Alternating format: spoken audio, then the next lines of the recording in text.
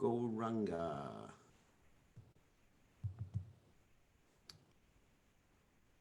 Okay.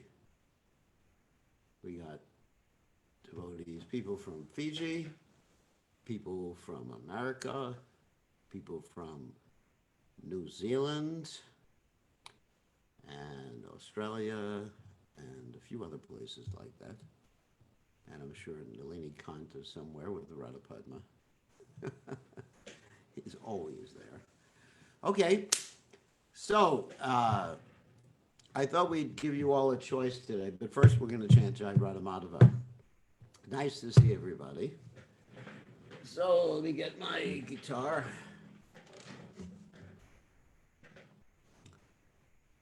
Okay.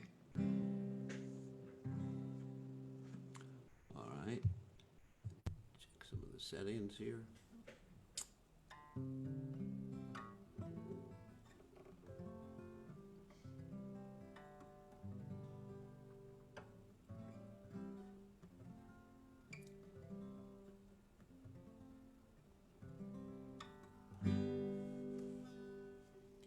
Alrighty.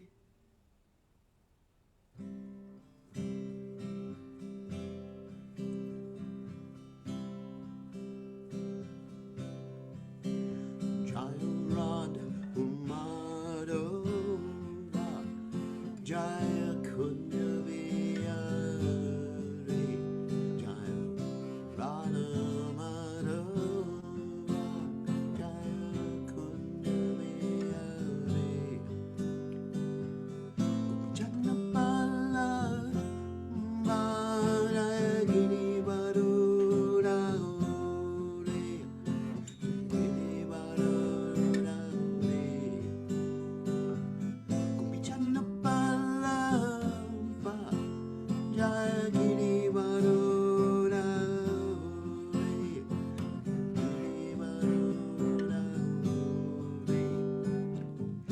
Sodanandana Jaya Prachajana Ranjana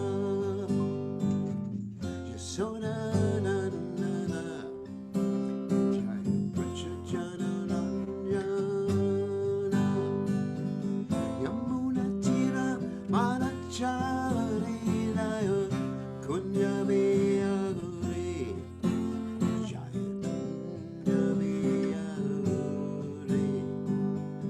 Yamuna Tiravanachari Laya Kunya Vihare Kunya Vihare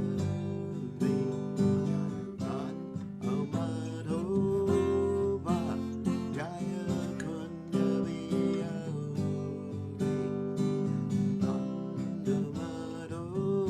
Amadhova Jaya Kunya Vihare Gopichana Palava Jaya Girivaruna Jaya Girivaruna Gopichana Palava Jaya Girivaruna Jaya Girivaruna Yasodanandana Jaya Prachajana Ranjana Yasodanandana Jaya Prachajana Ranjana Yamuna Tira Panachari Daya Kunya Vihare Kunya Vihare Yamuna Tira Panachari Daya Kunya Vihare Kunya Vihare Jaya Madhava Jaya Kunya Vihare Jaya Madhava Jaya Kunya Vihare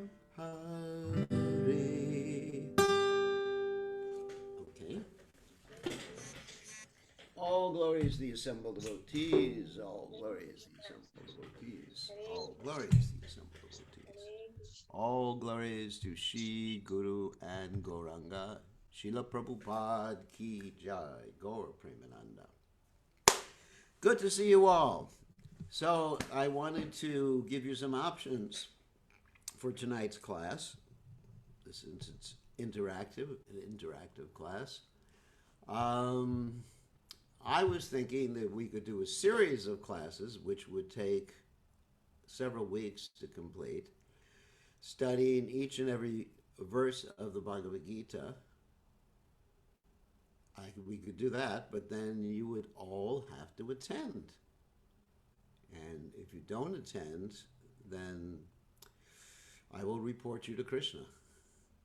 To Yamaraj, sorry, not Krishna. Krishna is too kind for you. So I will report you to Yamaraj.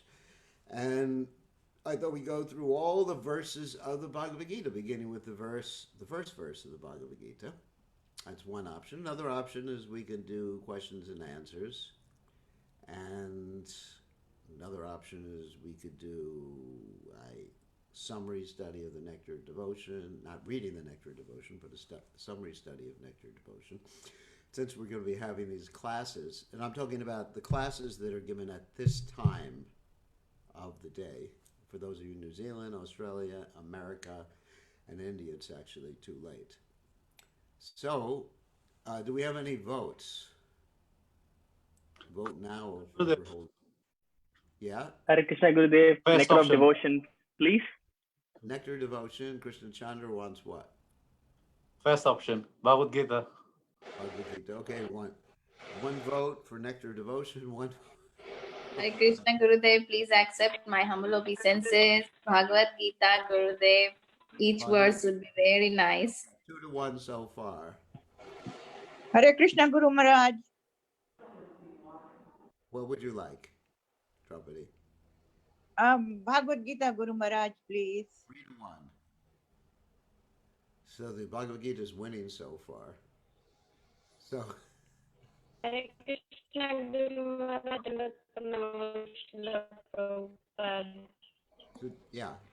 What would you like? Bhagavad Gita would be really nice. Bhagavad Gita. Okay, that's 4-1 so far. So I think Bhagavad Gita. Bhagavad Gita Gurudev. Okay.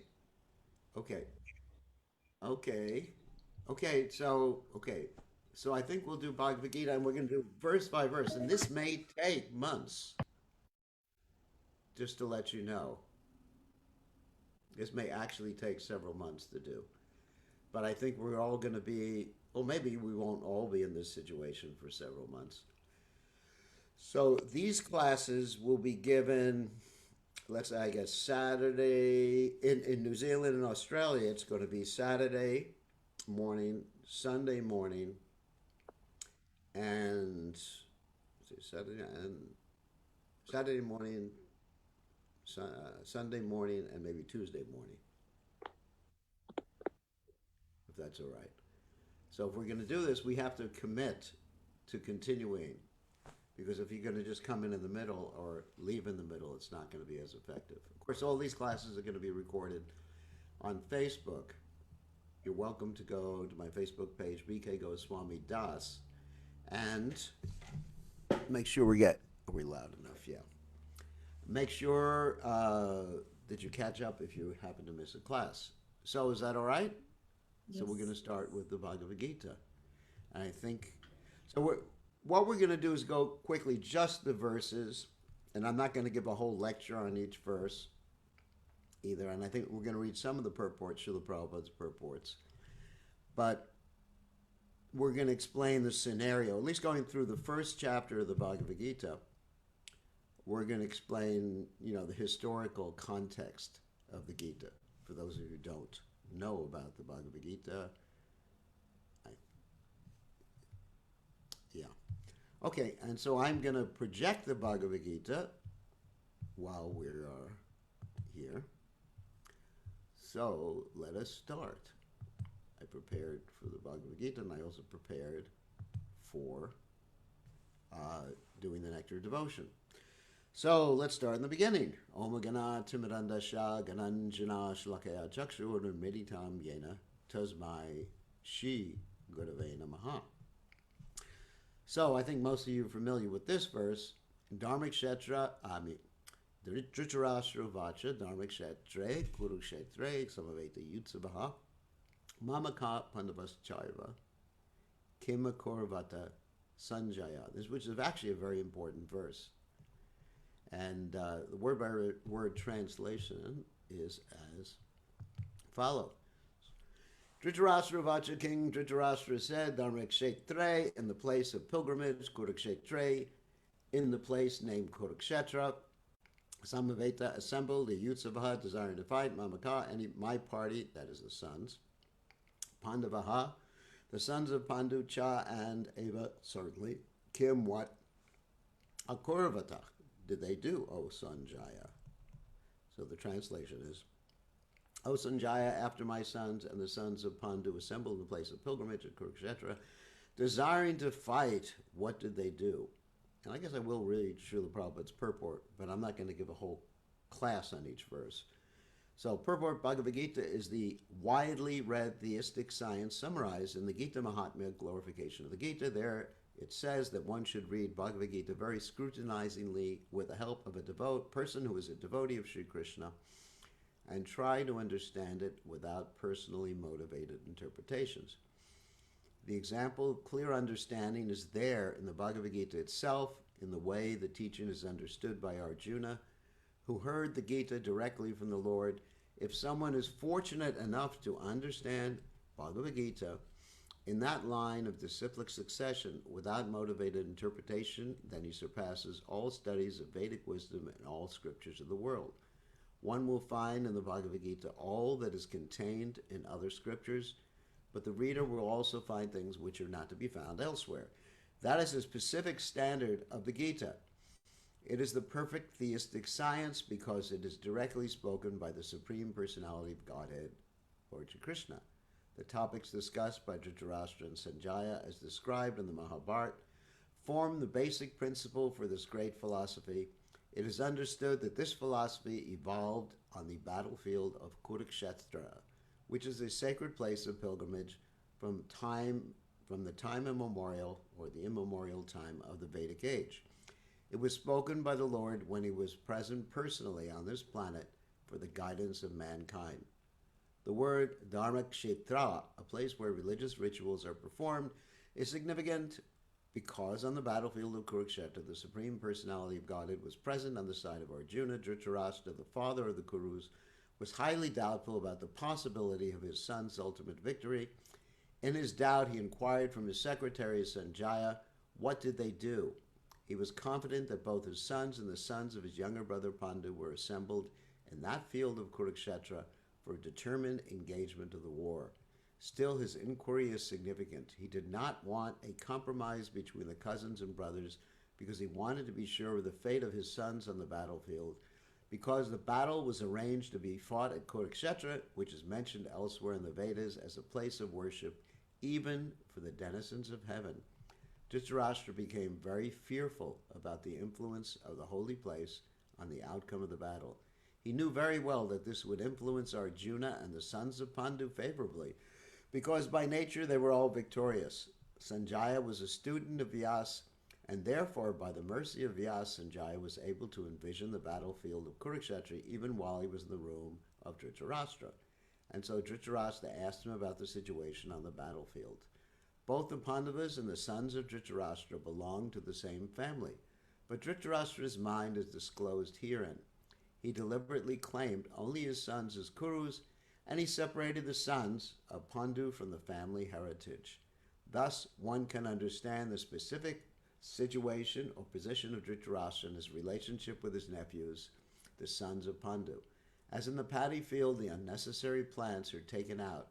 So it is expected from the very beginning of these topics that in the religious field of Kurukshetra, where the father of religion, Sri Krishna, was present, the unwanted plants like Dhritarashtra's son, Duryodhana, and others would be wiped out, and the thoroughly religious persons headed by Yudhisthira would be established by the Lord This is the significance of the words Dharma Kshetre and Kurukshetre, apart from the historical and Vedic importance. So we'll go back to the verse here. So Dhritarashtra Vacha.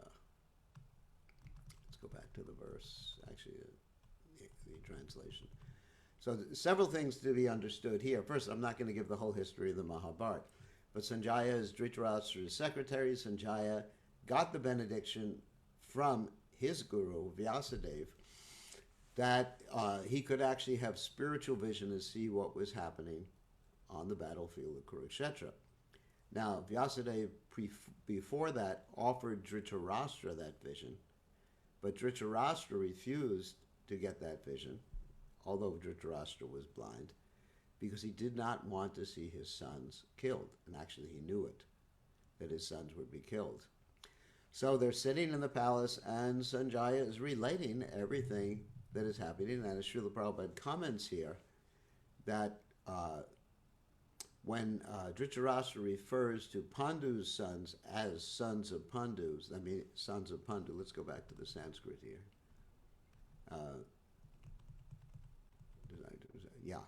Pandava, rather than his nephews, it indicates that he was their enemy.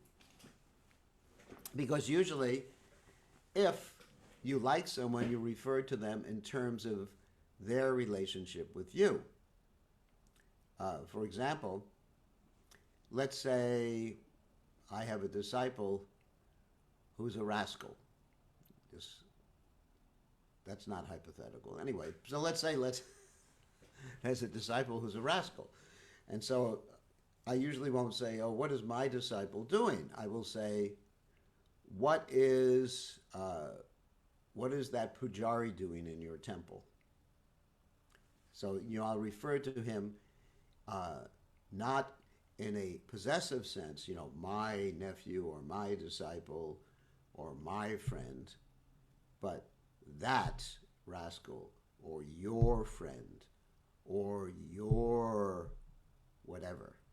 So he's indicating that there's a division here. And this is important in Indian culture. If someone is your nephew, you could treat him just like your sons. Just like your son. So it's indicating there's an animosity here. Okay, that's the first verse. And we'll go on to the second verse. And of course, everything that Srila Prabhupada said in the purport is perfect. Text 2. Sanjaya vacha drishtra tu pandavanikam vyudam duryodhanastada charyam upasangamya rajavachanam abravit. And anyway, we'll do the word by word synonyms because that's important. Sanjaya vacha. Sanjaya said, Drishva, after seeing, to but Pandava anikam. And so we're only going to do this until 6:30, and then we take questions because we want to have some interactivity. That means the first half hour of this class. That's the way we're going to do it. Pandava anikam.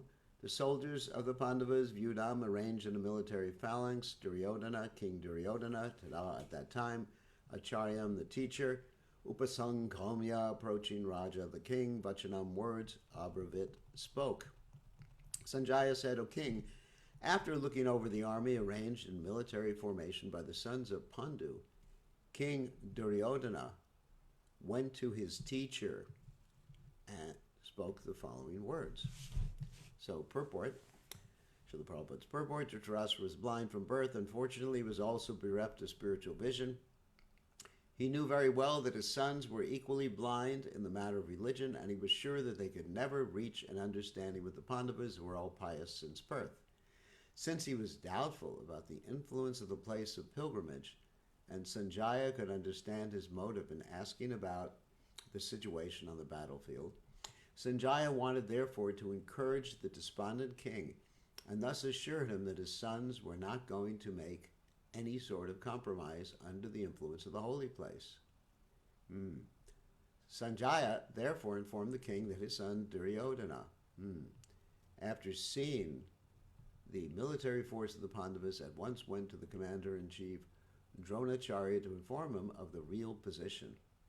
Although Duryodhana is mentioned as the king, he still had to go to the commander on account of the seriousness of the situation.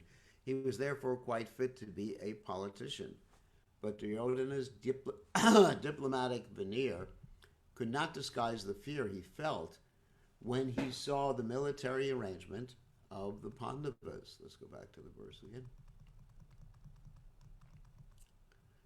So, okay. So, a little bit of history here. So his teacher, his teacher was Dronacharya. Dronacharya was in a very unfortunate circumstance before he actually became the teacher of the Pandavas. He was the teacher and the guru of the Pandavas and the Kurus. And the unfortunate circumstance he was in was that he was poverty-stricken. And because he was poverty-stricken, that is, he didn't have enough. You know, some stories say he didn't have enough milk to feed his son, but that's not there in the actual Mahabharata. But anyway, he was poverty-stricken, so he didn't understand to the fullest extent that a Brahmin should not accept employment, because once a Brahmin accepts employment for his teaching, then the Brahmin loses his caste. So Dronacharya came upon the Pandavas in this whole story in the Mahabharata, how he took a ball out of a well and impressed the Pandavas, and he accepted employment as the teacher of the Pandavas and as the teacher of the Kurus. And because he accepted that employment, first of all, he lost his Brahminical status. Because as a Brahmin, he was capable, qualified, and allowed to teach martial arts, but he wasn't supposed to fight. A Brahmin can teach so many things. Prabhupada was talking one time about Varnashram, or Varnashram Dharma, and he said a Brahmin can teach all the things, but it's not that a Brahmin does all those things for his occupation. You know, a Brahmin can teach art, a Brahmin can teach business, but he doesn't become a businessman, he doesn't become an artist, he doesn't become a Kshatriya or a politician. Excuse me. He remains as a teacher. And as a teacher, he gets his livelihood from charity. Yajan, patan, dana pratigraha. These are the Brahmanas' authorized methods of making a living. So Duryodhana, so Drona didn't do that. He took employment for the wrong reason. And not only that, Prabhupada comments elsewhere that Dronacharya was eating impure food that was cooked in the kitchen of Duryodhana. Duryodhana was not the cook, but there was impure food, and when you eat impure food, your mind becomes wicked. And that's very important. I was just listening to a story that a devotee told about his pastimes, or Prabhupada's pastimes, that once upon a time they thought they would give Prabhupada some very, very nice bread. They were in California, and the name of the bread was Oro wheat, which was like organic, let's say natural, all those other nice things that we all appreciate. So they bought the bread from the store and gave it to Prabhupada. And that night, Prabhupada woke up and he said, "You never buy bread again." Because obviously, Prabhupada could sense the karma, the modes of nature that were implanted within the grains of the bread. And Prabhupada actually said, it does make the mind wicked. I also had the same experience that when I first started traveling, and I was a brahmachari, I was traveling with a sannyasi, we thought, let's not take so much trouble in getting our foodstuffs together. So we went into the store and bought the same type of bread, the Oro wheat bread, which is from California. And we bought that bread, and after 2-3 days, we found our consciousness was going down, down, down. And then after that, we took the trouble of cooking our own rotis and whatever inside a van, a cargo van with a gas stove. And sometimes the cargo van was moving. But then our consciousness went up, up, up as soon as we started doing that. So here is someone, Dronacharya. He was continually eating contaminated food. His mind became contaminated. Not only that, he became possessed. Now, that's a heavy thing. And also, grandfather Bhishma became possessed. How do I know that? It's there in the Mahabharata. Once upon a time, here's the story from the Mahabharata, that Duryodhana was captured by the Gandharvas.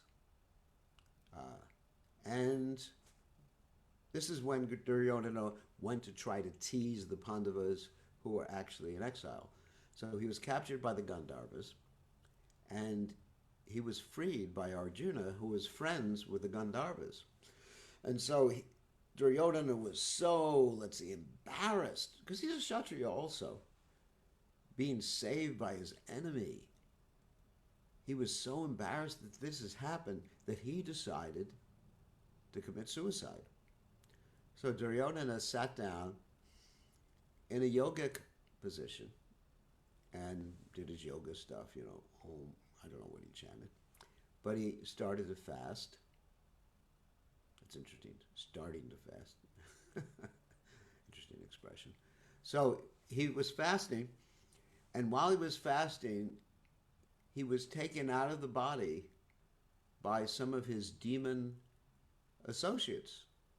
Because Duryodhana and a lot of the soldiers who fought on the Battle of Kurukshetra, they were actually demons who had taken birth on the earth planet. It's described in the Mahabharata that in the previous yuga, the Dwapara Yuga, demons took birth in Kshatriya families.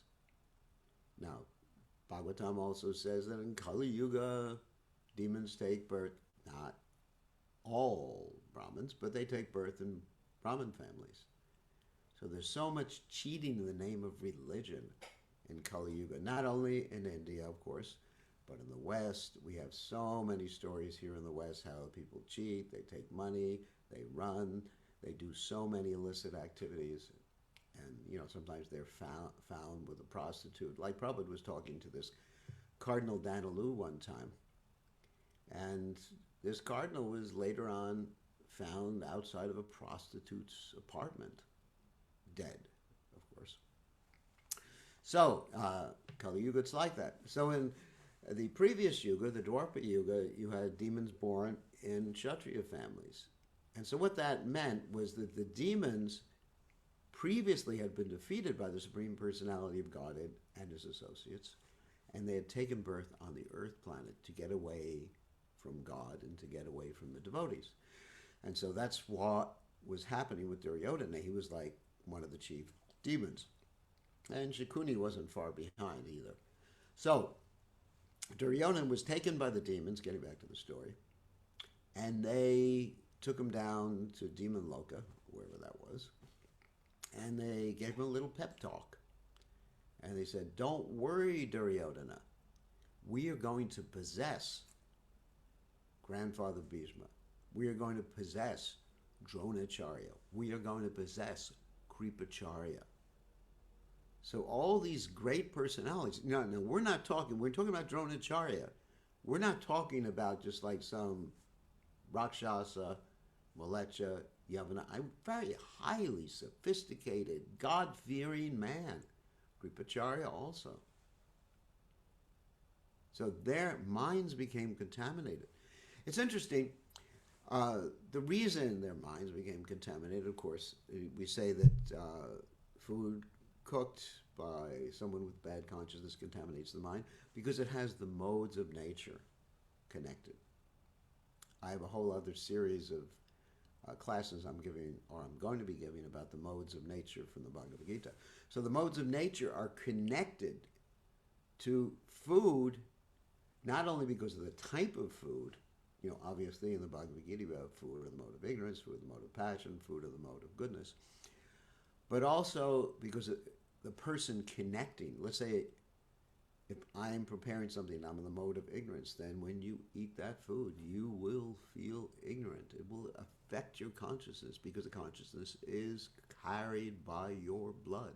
When you eat, the food becomes transformed to blood. It's like getting a transfusion. Would you take a transfusion from Robin? I mean, maybe if I was going to die, I would, if there's no alternative. But normally, if I wanted to get a transfusion, I get a transfusion from a devotee. I mean, that makes sense, doesn't it? Not from someone with an infection. Previously many diseases were passed because they never checked the blood. I mean, in the beginning, that's how AIDS was passed, because people got transfusions and they didn't check the blood to see if HIV, that's the virus, was in the blood. So we should check when we get food, like, who's it coming from? And I remember eating prasadam from Prabhupada's plate, and not only was it cooked nicely by a devotee, Prabhupada didn't cook it, but when Prabhupada took the prasadam, ate it, he not only took the prasadam, obviously, but he transformed the prasadam into something called Mahaprasadam.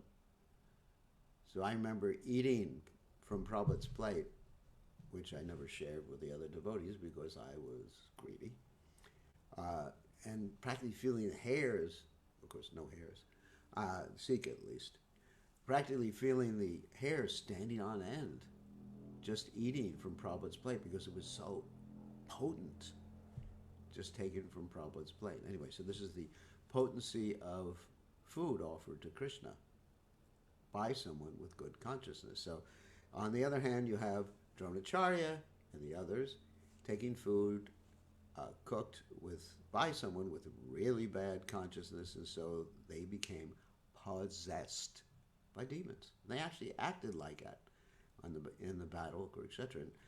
And the other reason, of course, was because Dronacharya had accepted employment, and when you accept employment, you really have to listen to your boss. So it's not bad to have employment, but at least for activities that are more Brahminical, one should maintain their Brahminical equanimity or independence. In other words, I shouldn't be thinking, you'll say I'm going out and preaching, doing Bhagavad Saptahas, I shouldn't be thinking that, oh, if I speak about this, people will give more money. And if I speak too much philosophy from the first canto of Bhagavatam or second canto of Bhagavatam, nobody will like it. And my business will go down and I won't have enough money. So one has to speak the truth. As they say in America, speak the truth to power. So we always have to be truth speakers. Of course, try to speak as pleasantly as possible. Krishna in the Gita says, Sacha Prihitam, the austerities of speech. So here's why Dronacharya actually became contaminated, and Duryodhana is going to Dronacharya at this particular juncture. Okay, next verse. Actually, I really enjoy the Bhagavad Gita. Even though it's just simple, I've read it so many times. So many new things come out. So the third verse is very nice. They're all nice. Pasyaitan pandaputranam acharya matim jamum vyudam drupadaptrena tava shishena nimata. Okay. Pasha, behold, they come this Pandaputranam of the sons of Pandu, Acharya, teacher, Mahatim, great, Jammu, military force, Vyudam, arranged, Drupadaputrena, by the son of Drupada, Tava, your Shishena disciple, Mata, very intelligent. O my teacher, behold the great army, the sons of Pandu, so expertly arranged by your intelligent disciple, the son of Drupada. And Prabhupada's purport. Duryodhana, a great diplomat, wanted to point out the defects of Dronacharya, the great Brahmana commander-in-chief. Dronacharya had some political quarrel with King Drupada, the father of Draupadi, who was Arjuna's wife. As a result of this quarrel, Drupada performed a great sacrifice by which he received the benediction of having a son who would be able to kill Dronacharya. Dronacharya knew this perfectly well, and yet as a liberal Brahmin, he did not hesitate to impart all his military secrets when the son of Drupada, Drishtadyumna, was entrusted to him for military education. Now on the battlefield of Kurukshetra, Drishtadyumna took the side of the Pandavas, and it was he who arranged for their military phalanx after having learned the art from Dronacharya. Duryodhana pointed out this mistake of Dronacharya so that he might be alert and uncompromising in the fighting. By this, he wanted to point out also that he should not be similarly lenient in the battle against the Pandavas, who were also Dronacharya's affectionate students. Arjuna especially was his most affectionate and brilliant student. Duryodhana also warned that such leniency in the fight would lead to defeat. Okay, let's go back to the verse. So, of course, Drishtadyumna was born from the fire like Draupadi was born from the fire. And what happened, I mean, it's not going to tell the whole story, but after the Pandavas and Kurus got their military education from Dronacharya, then what happened is that Dronacharya had sort of a score to equal with Drupada, because King Drupada had insulted Dronacharya when Dronacharya had asked for something. So, therefore, Dronacharya asked his students, the Pandavas and the Kurus, to capture Drupada. And so first the Kurus went, that means the sons of Dhritarashtra, and they were unsuccessful. And then the sons of Pandava went, they were successful in capturing Drupada. And what happened at that point? Dronacharya gave Drupada back half of his kingdom, and he kept the other half of his kingdom for his son Ashwatham, who he was very attached to. Very, very attached to. So Drupada was so upset, he performed a sacrifice to get a son who could kill Dronacharya.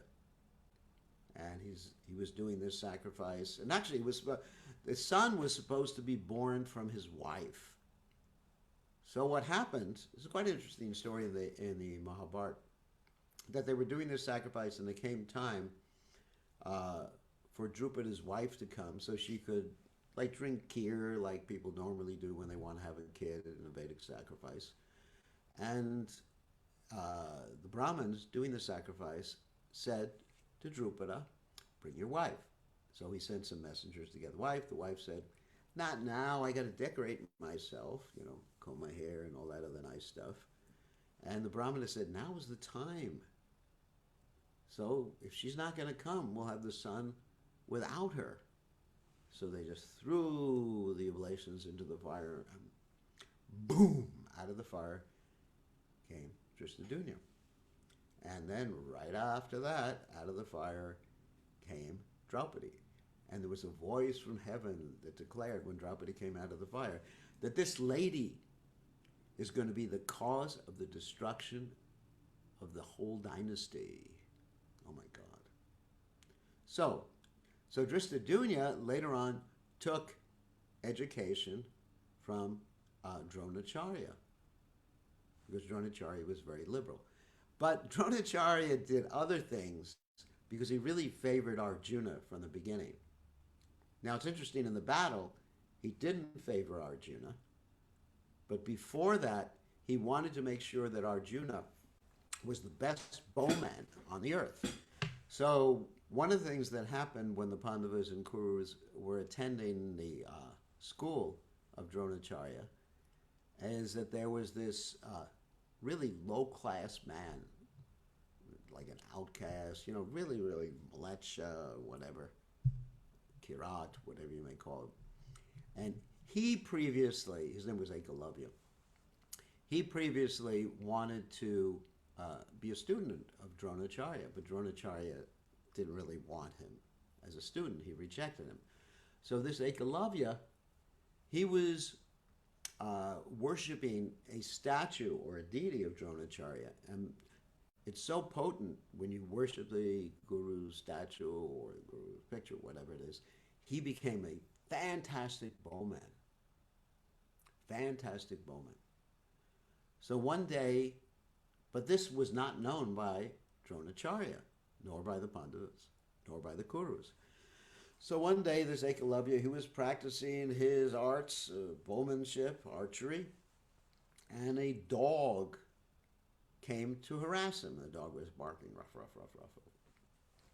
And he just wanted to quiet the dog, so he shot practically simultaneously 10 arrows just to keep the dog's mouth closed, open, so the dog couldn't bark. Didn't hurt the dog. So this dog had all these arrows that didn't really pierce, but it just kept his mouth open. And he ran, dog ran, to where the Pandavas were, that is the school of Dronacharya. And when the Pandavas saw that, and Dronacharya saw, they ran and they saw Ekalavya, and they saw Ekalavya practicing his bows and arrows, and he was worshiping the deity of Dronacharya. And then Dronacharya was thinking, I didn't want to accept him as a disciple. So Ekalavya just begged, please let me be your disciple. And Dronacharya said, okay, you can be my disciple if you give me Guru Dakshin. And Ekalavya said, I'll give you whatever Guru Dakshin you want. Dronacharya basically said, well, I'd like to have your thumb as Guru Dakshin. And so, as a faithful so-called disciple, Ekalavya cut off his thumb, and he was no longer a good bowman. And you see that Dronacharya was so much trying to protect the reputation of Arjuna by doing that. I mean, really loved Arjuna tremendously. Amazing story. Later on, Ekalavya fought on the side of the Kurus against the Pandavas during the Battle of Kurukshetra. So there's a little history there for you. So I thought we should interject a little history. Next verse. So he was the general, the first general. Remember this, during the Battle of Kurukshetra, there were a whole series of generals. After one general was killed, then another general took over. You know, there was Grandfather Bhishma as a general, there was a Karna as a general at a particular point. So there were so many different generals after they got killed by the Pandavas. So, next verse, okay? This is text 4. So, Atraschura Maheshvasa Vimarjuna Samayuti Yudana Viratascha Drupadascha Maharataha. Atra here, Shura, heroes. Maha Isha Ashtaha, mighty bowmen. Bhima Arjuna, to Bhima and Arjuna. Sama equal, Yudiv, the fight. Yuyudhana, Yuyudana. Virataha, Virata. Cha, also. Drupadaha, Drupada. Cha, also. Mahaprataha, great fighter. Here in this army are many heroic bowmen equal in fighting to Bhima and Arjuna, great fighters like Duryodhana, Virata, and Drupada. So, of course, Bhima and Arjuna, I think you all know. So let's read the purport. Prabhupada's purport. Even though Drishtadyumna was not a very important obstacle in the face of Dronacharya's very great power in the military art, there were many others who were causes of fear. They are mentioned by Duryodhana as great stumbling blocks on the path of victory because each and every one of them was as formidable as Bhima and Arjuna. He knew the strength of Bhima and Arjuna, and thus he compared the others with them. So that's pretty self-explanatory. Text 5. Drishtaketus Chakitanaha Kashirajas Chaviryavan Purajit Kuntibojascha Shaivyascha Narapongavaha.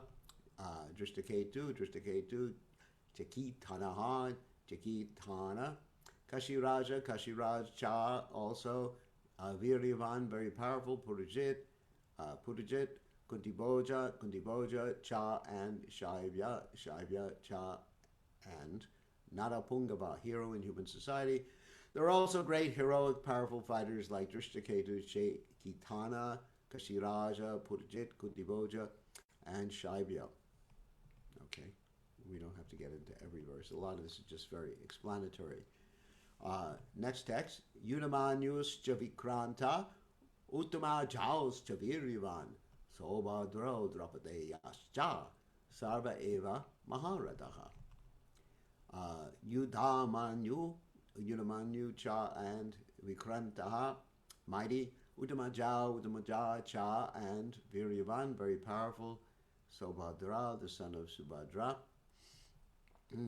Draupadeya, the sons of Draupadi, Cha and Sarve, all, Eva, certainly, Maha, Rata, great chariot fighters. Translation, they're the mighty Yudamanyu, the very powerful Uttamaja, the son of Subhadra and the sons of Draupadi. All these warriors are great chariot fighters. So, Subhadra's son, of course, was Abhimanyu, and she was married to Arjuna. And Abhimanyu was one of the great heroes of the battlefield of Kurukshetra. There's a battle that took place later on when Arjuna was drawn away from the battle, and Abhimanyu was challenged to enter the chakra formation of the Kurus, and no one else knew how to enter that chakra formation, and this chakra formation was going to be deadly. And so Abhimanyu, he went into this chakra formation, but the Pandavas who were supposed to follow him to protect him were not able to enter this chakra formation. They were prevented because the chakra formation closed behind Abhimanyu. And when Abhimanyu entered into the center, there were all the fighters on the other side, and they all ganged up on him, and he was single-handedly able to take care of them for many hours. And finally, they defeated him in an unfair fight. But he was one of the greatest heroes of the Battle of Kurukshetra. And of course, the sons of Draupadi, they were the sons of the 5 Pandavas.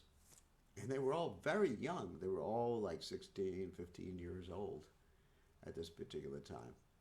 And somehow or other, they all got killed in the battle, but they performed many heroic activities.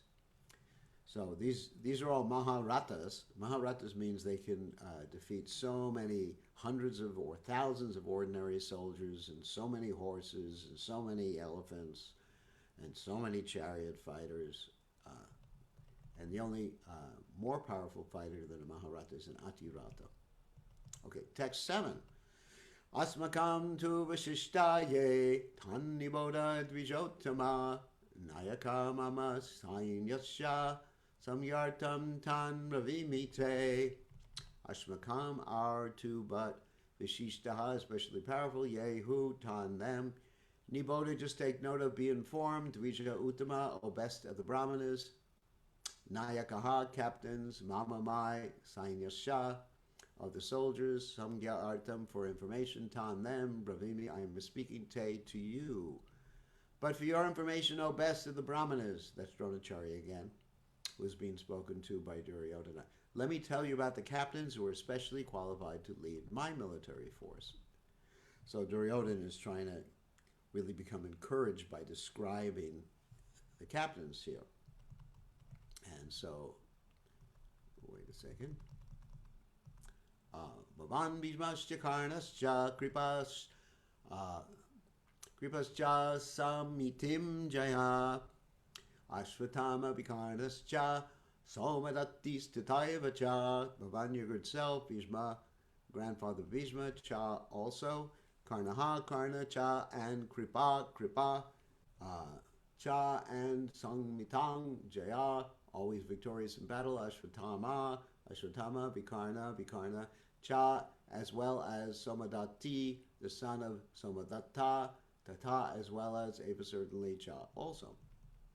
There are personalities like you, Bhishma, his grandfather Bhishma, Karna, who was the enemy of Arjuna, Kripa Charya, who was also supposed to be a Brahmin, Ashvatam, the son of Dronacharya, Vikarna, and the son of Somadatta named Bhurishrava, who are always victorious in battle. Prabhupada's purport, Duryodhana mentions the exceptional heroes in the battle, all of whom are ever victorious. Vikarna is the brother of Duryodhana. Ashwatthama is the son of Dronacharya, and Somadatti or Bhushrava is the son of the king of the Paulikas. Karna is the half-brother of Arjuna. Of course, he doesn't realize that, as he was born of Kunti before her marriage with King Pandu. Kripacharya's twin sister married Dronacharya. Kripacharya's twin sister is known as Kripi. So just a little information about Karna, which I think you all know, but I'll tell it again, is that before Kunti married Pandu, she served this great sage Durvasa very, very nicely, and Durvasa gave a mantra to entice a demigod to come down. It was like a seduction mantra, and she didn't realize it was a seduction mantra. She was just a very young, unmarried girl. And so she thought, after she got the mantra, let me use it. And she used it, and the sun god came down and gave her a little baby, and she was so embarrassed that she had gotten that little baby before she got married. She put the baby in a little basket. The basket flew down, it floated down in the river and was adopted by Karna's adopted parents. Radeya was his mother's name. Anyway, so nobody knew, at least until Karna was killed. Krishna knew, of course, and also Kunti knew, but practically no one else knew. I think even grandfather Bhishma, he also knew.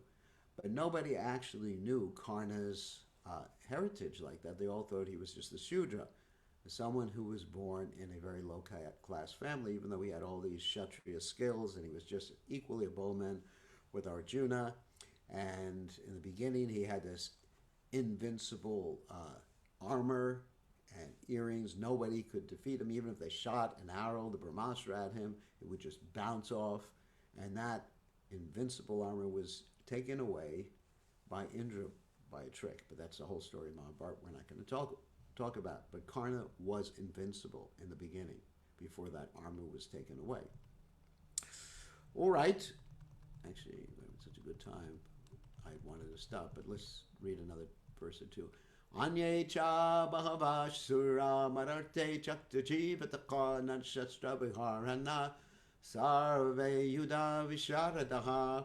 Anye, others, cha also, bahava in great numbers, suraha, heroes, mararte for my sake, chakta jivataka, prepared to risk life, nana, many, shastra weapons, praharanaha, equipped with, sarve, all of them, yuda visharadaha, experience in military science.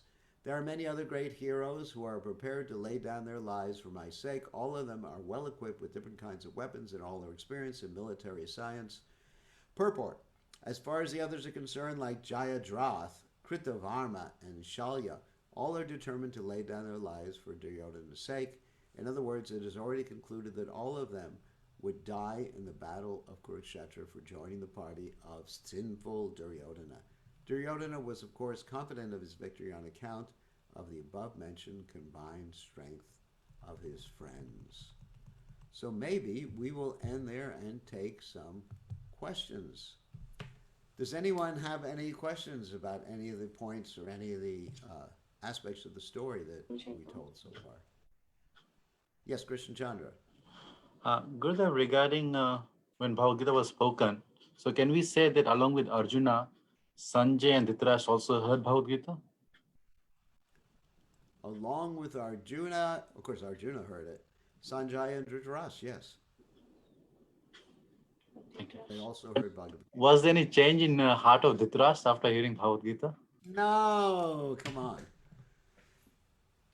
I mean, he was just envious of the Pandavas, and he was aware, even in the beginning, that his sons, were losers.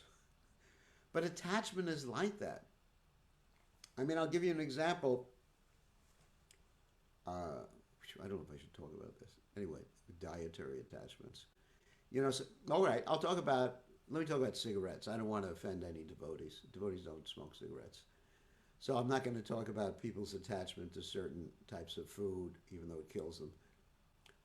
Maybe I will talk about that after I talk about cigarettes. So, for example, there's people who smoke cigarettes. And what happens or cigars or whatever it is, and they know they're going to get cancer. I mean, it's on the package. I think in most civilized countries or even uncivilized countries, they have it on the package. Yet people still do it, right? I mean, as far as I know, they still do it. Even there was one man who had to have a tracheotomy or something like that. He had his throat taken out. Anyway, he had his not his tonsils, his vocal cords taken out, and he had to breathe through a hole in the neck. And actually, when you get a hole in the neck, the interesting thing is you got to clean it every day with like a little cleaning rod. And still, he was smoking through the hole in the neck. So material attachment is like that. I mean, just, one's addicted to drinking, one's addicted to a certain type of food. I'm just thinking whether I should mention this in class. Anyway, I guess I will. I'll get in trouble. I will anyway. So, just like we've been talking about protection of cows. So people know where milk from unprotected cows comes from. It comes from a slaughterhouse, something like a concentration camp. And still they take it because they're addicted to it. Fortunately here in North Carolina, we've made an arrangement with an Ahimsa farm to pay a lot more per gallon of milk so we can have milk for the deities. But many people, even if you tell them you can get milk from protected cows for like 20, we're not paying that much, but you get from $20 a gallon, they won't do that. They'd rather buy from cows that are slaughtered or that have their calves slaughtered. And people are addicted to things. Avadam Gyaname Tena Gyani no Nichirana. I mean, don't we all do things that we know we shouldn't do or they're going to harm us because don't have the control? So Duryodhana was extremely attached.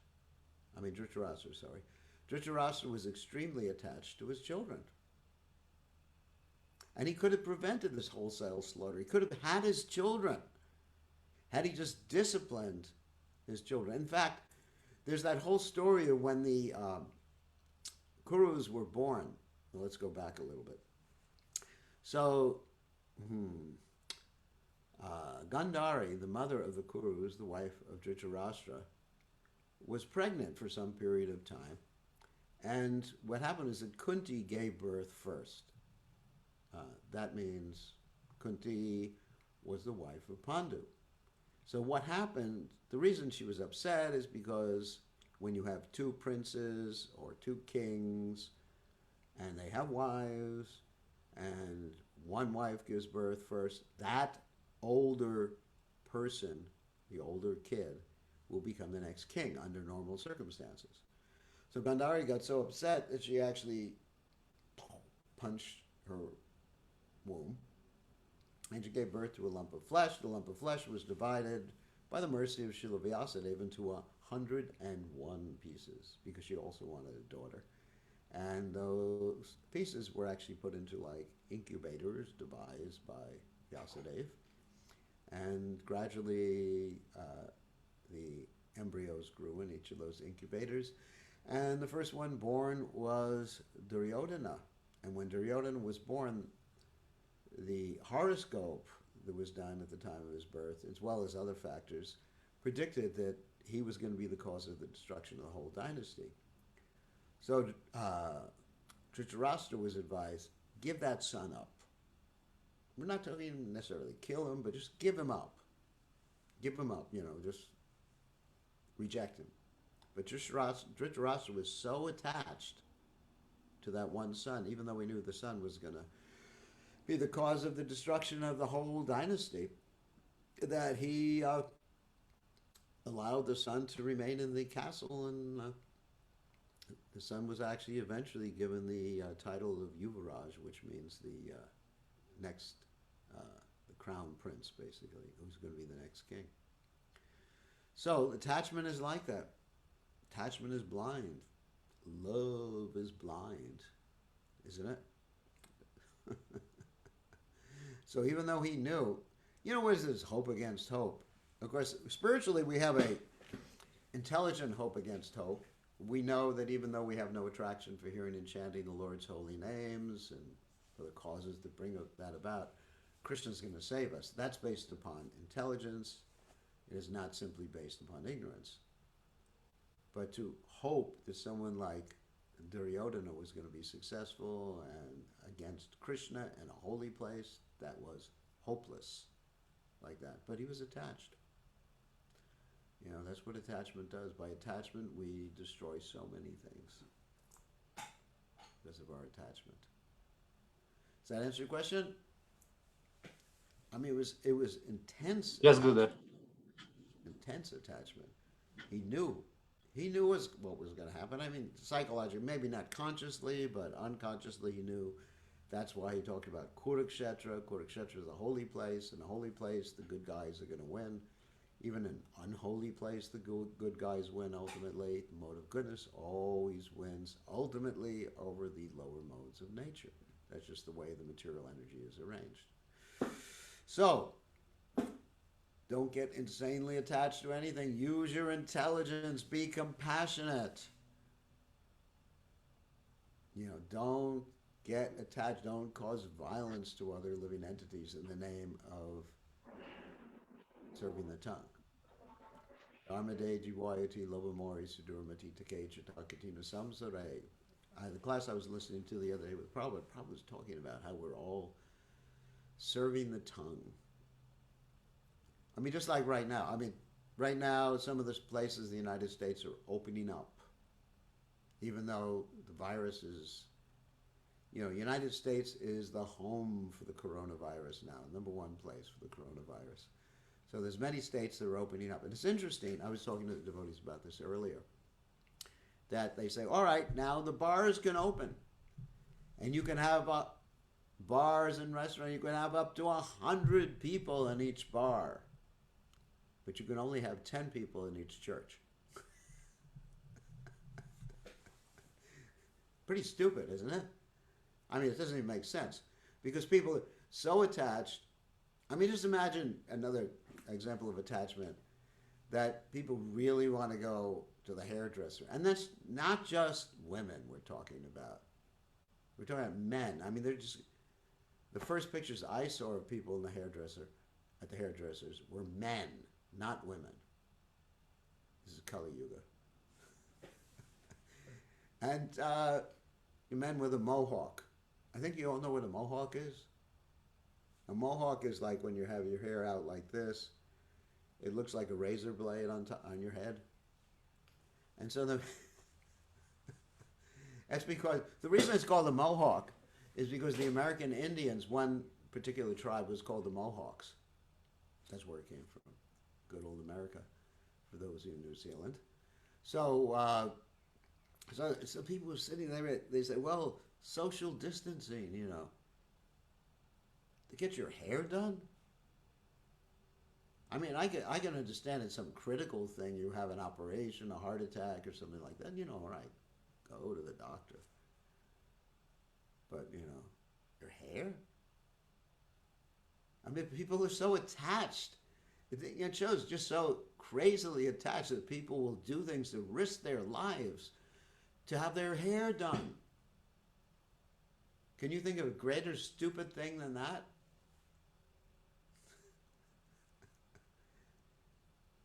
Just get a buzzer and cut it all off. Anyway,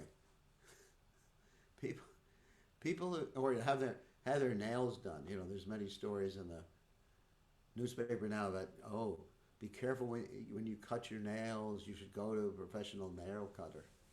It's called manicurist. So people, what can I say? People are attached, and they do stupid things because of their attachment. So we can learn from Duryodhana. Dhritarashtra, we can learn from Dhritarashtra about stupid attachments. Good lesson. Thank you for asking that question. Any other quick questions? Dandavat Pranam Maharaj, this is Abraham. Oh, Hare Krishna, Aviram. How are you doing? I'm good. How are you, Maharaj? Please accept my humble obeisances. I'm still alive. Haven't gone to the disco yet, but you know, they're opening next week. Maharaj, So, yeah, yeah. I just have a question. In Srila Prabhupada, in his translate, he's mentioning Duryodhana, a great diplomat. Uh, what does a great diplomat means? Whether is it a sign of a? I mean, when we're talking about diplomat person or diplomatic people, is it a sign always to be taken to the mode of the goodness, or it has to be always taken to the mode of the passion, or always has to take into the mode of the ignorance? Diplomacy is a mode of passion thing. Okay. Because you say something to one person, you say another. I mean, there's different varieties of diplomacy, but in other words, you have something you want to accomplish, and you may be either lying to someone else or lying to yourself, and that's what Duryodhana was doing at this particular point. He was lying to himself and encouraging, even though he knew subconsciously he was going to lose, encouraging Dronacharya and others, even though he knew he was going to lose. That's diplomacy. You know, we're going to win, we're going to win, we're going to win. You know, so that's diplomacy. Diplomacy means basically you're not always telling the truth. It's other things. According to Sanda and Amarka, who are teaching Prahlad Maharaj, diplomacy can also mean dealing with your enemy by sweet words, giving them a high position, then divide and conquer, giving a bribe, or threats, or finally argumentum ad vacuum, hitting someone. There's different ways of dealing with. It basically means friends and enemies. Prabhupada one time defined diplomacy as someone who sees enemies, sees certain people as enemies and certain people as friends. Where someone in the mode of goodness sees one underlying spiritual nature and sees everybody as ultimately their brother or sister. So just the idea that there were enemies, that's another angle of vision, apart from Duryodhana lying to himself and lying to others, is that he's seeing the other party as their enemies, even though they're his cousin brothers. So, okay? Thank you Diplomacy very comes much. from the mode of passion. One in the mode of ignorance is not going to be diplomatic. He's going to be drunk. Okay? Okay, thank you very much, Maharaj. All right, one other question. Hare Krishna Gurudev, Dandavat Pranam. Oh Sorry. my God. Nalini Kant. Where are you? Gurudev, I'm in the clinic, so that's why can I put my video on off? Yeah. Yeah, I like to see you like that. Okay. Gurudev, Getting your hair, sorry Gurudev. getting your hair done. Anyway, I'm just joking. So, what's the question? Gurudev, Gandhari had 101, so 101. 100 sons, one daughter. So the daughter was not from Gandhari and she was from Dasi Putri, is it? No. That the daughter was from Gandhari. That was Was Dushala. from. So Dhritarashtra did. There was a son that that Dhritarashtra had with a Dasi. Yes. Okay, so that means total of 102 Gurudev? There were 102 entities, but not at the same time. Out Okay. of the little incubators, there was only 101. Okay, Gurudev. Gurudev. The Dasi gave birth in normal way. Okay, Gurudev. Gurudev, one more question. One who is chariot driver, I heard recently, I wasn't aware of it, that in previous yugas, the one who is on the ratha, they used to kick the chariot driver to direct which direction to go. Is that true, Gurudev? Yeah, of course, they would tell the chariot driver which direction to go. But was it by kicking on them? Kicking? I can't say. I don't read, haven't read that in the Mahabharata. Okay, because question was like, uh, did Krishna was kicked by Arjuna to show the direction? I don't think Arjuna would kick Krishna. Yeah, that's what. Okay, Gurudev. Thank you, Gurudev. Yeah, I mean, if I had a chariot driver, I wouldn't kick him either. Okay. I would make sure he was wearing headphones so I could speak to him. Okay, Gurudev. Okay? Okay, Gurudev. So it's not true that they were directed by the one who is on the Ratha only by kicking. I To don't know. I mean, it's been 5,000 years since I've been on a chariot, so I don't really remember it that well. okay, You know, all I know is what the Shastra says. I haven't read that in Shastra. okay, Gurudev. So I could speculate, yes, I could speculate, no, but I can tell you that Arjuna did not kick Krishna. Yes. Because when the Bhagavad Gita was spoken, Arjuna realized that Krishna was God. He ain't gonna kick God. Yes. That's bad news to kick God. Okay. Krishna was his guru. Yes, Gurudev. Okay, Okay, Gurudev. Thank you. so I think that's enough, and I think I actually, if you allow it, I have a quick comment, Gurudev. okay. Yeah, my My humble obeisances. Actually, I know a chariot driver that you have had for 23 years. I know of a particular chariot driver that you've made drive you everywhere, including to New Orleans and all over the place, and you most certainly kicked him many times. All right, that's funny. Myber was making a joke because he was my driver for many years, and I used to beat him and no, not really. He's just joking. He's just joking. I never did that. I would never. I can't say never, but I usually wouldn't.